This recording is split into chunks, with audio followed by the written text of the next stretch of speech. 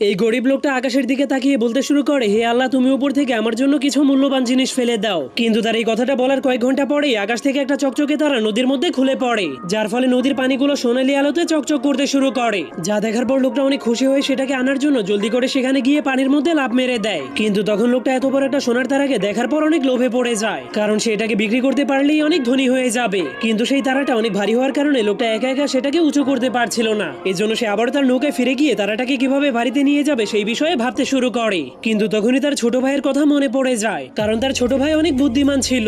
এজন্য সে তার কাছে গেলে তাকে সাহায্যের জন্য কোনো না কোনো উপায় বের করে দিবে। কিন্তু তার ছোট ভাই তার চাইতেও বেশি লোভী ছিল। এরপর সে যখন তার ভাইয়ের কাছে গিয়ে তার ভাইকে সবকিছু খুলে বলে, তখন তার ছোট ভাই বলে, আমরা ওই সোনাটাকে রশি দিয়ে টেনে উপরে ওঠাবো। এরপর তারা সেই নদীর পানির নিচে গিয়ে সোনার তারাটাকে রশি দিয়ে বেঁধে উপর থেকে টানতে শুরু করে দেয়। কিন্তু তারা অনেক টানাটানি করার পরেও তারাটাকে উপরে উঠাতে পারে না। এজন্য তারা তাদের মেজো ভাইয়ের কাছ থেকে সাহায্য চাওয়ার সিদ্ধান্ত নেয়, কারণ সে অনেক